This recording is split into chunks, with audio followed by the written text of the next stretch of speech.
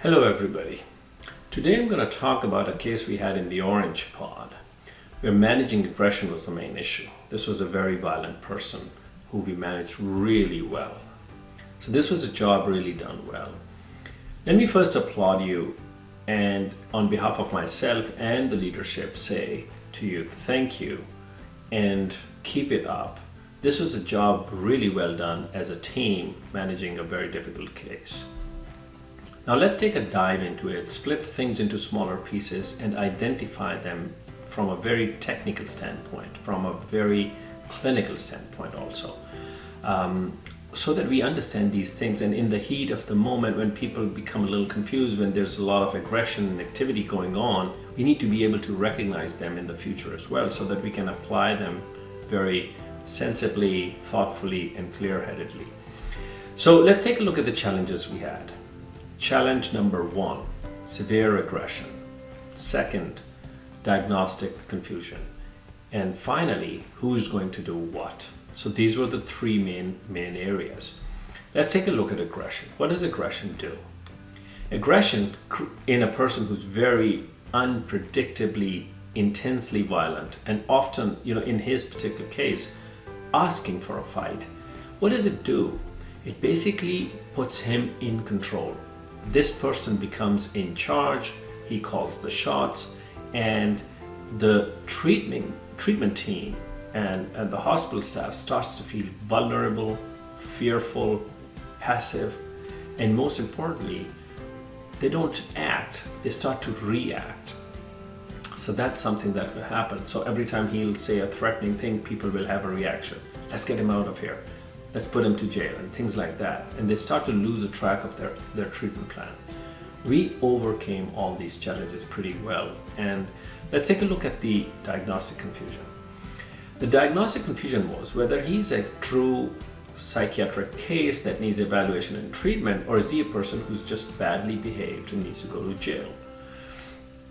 Remember, these are cases where people may not be able to make a final decision right in one snapshot view of the patient, and they're often aided by information that's based on a longitudinal observation or knowledge of the patient. So this was a true diagnostic confusion there. And then team, tech staff, nursing staff was like, are we going to be only negotiating in this very difficult person? How are we going to make him understand? Security, on the other hand, was like, are we going to be having a brawl 3 times a day, every day? And then there was a question, is he in need of a treatment? What treatment? How? What if he refuses?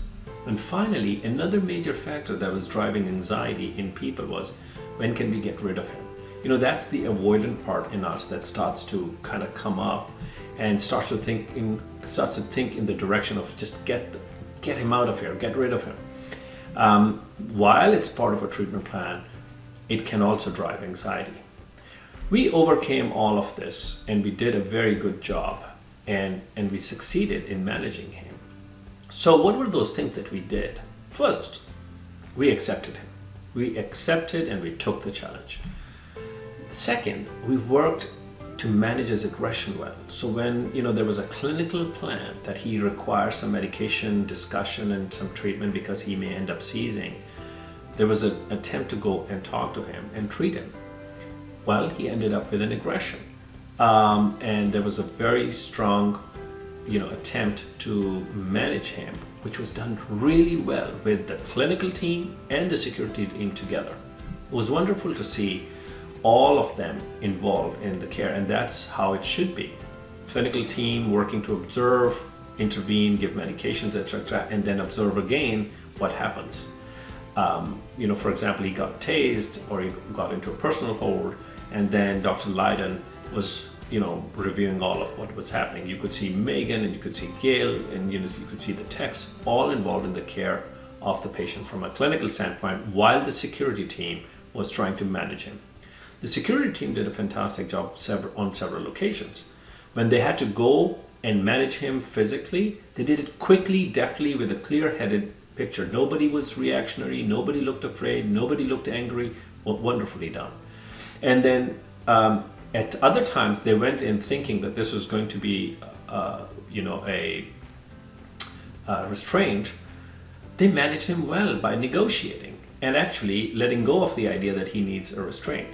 Remember, these are all field decisions. They're spur of the moment decisions. A good trained team will always do a better job than an otherwise team. It's always perfectly, it's never perfectly done. So it's always good to debrief, look at the things that we could do well. And this was done really well. So at times they did this, at times they did that, but it was done the way it should be done. And then finally, we did treat him. We gave him a treatment.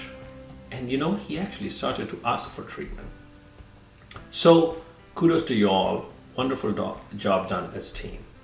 Now let's take a minute or two to understand what is treating and what is chemically restraining. This is really important because this comes up from time to time. Treatment is when you treat a cause or a behavior, very much like fever. So you can treat fever by Tylenol and you can treat an infection by vancomycin.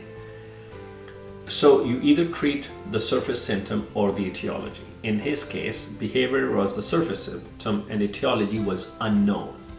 So it's like the fever of unknown origin. So we treated him.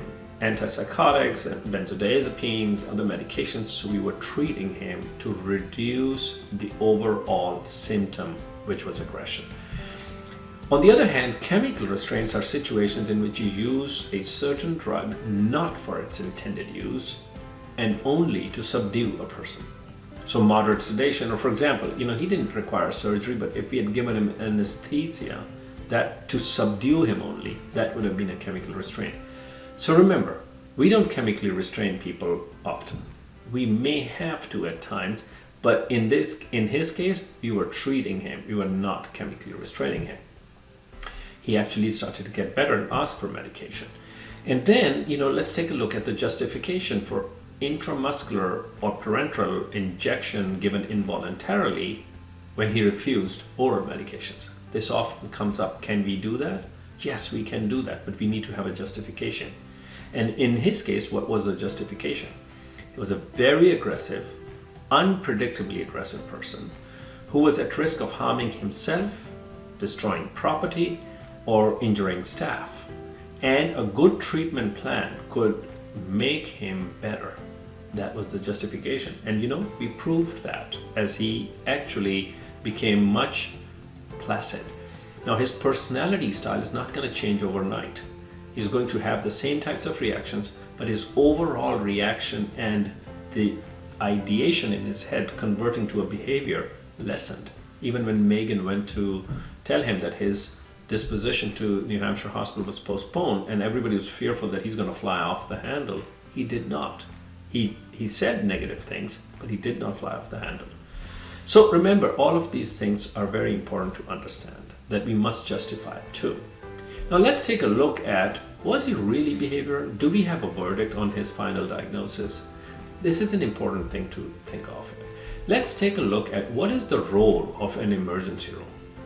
The role of an emergency room is to take a patient, stabilize, and transfer. We are not able to always get to the bottom of the clinical dilemma. Many times we have to call cardiology, anesthesiology, transfer him inpatient, and then the rest of the workup is done. But we need to stabilize him in the emergency room enough. This is the case with him.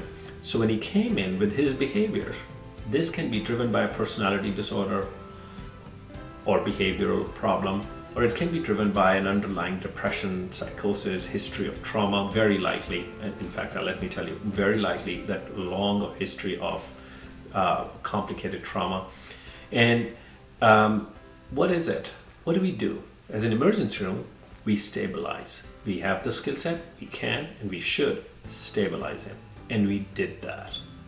So that's the role of the emergency room. Let's find out later, because he's going to go to New Hampshire Hospital. In fact, he did, and then he was discharged to a jail from there. So we don't know whether he was discharged because he was totally considered as a behavioral person, or was he considered as having a psychiatric diagnosis but had some pending charges or a warrant or something like that. We'll find out.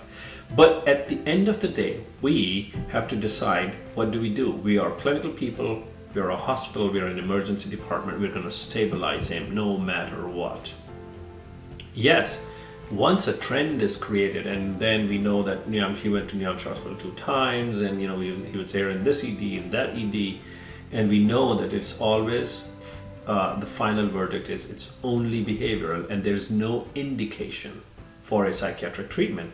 Then we have a better plan. Next time, the third time or the fourth time he comes, we have now a built-up case to really easily say what's the story. So the verdict will always be out there, because these are not snapshot diagnoses, these are longitudinal diagnoses, but we did our job well. We took him, we managed him. So at the end, I would just say thank you very much. You have to have the confidence, you have the skill set. People in the other hospitals are not from Mars or Jupiter, they're people like us and like you. So we have the skill set. We did give him the benefit of the doubt and treated him, and he actually did respond a little bit. And then finally, it was great teamwork. You can always do it. Keep up the confidence. And thank you so much for listening to me.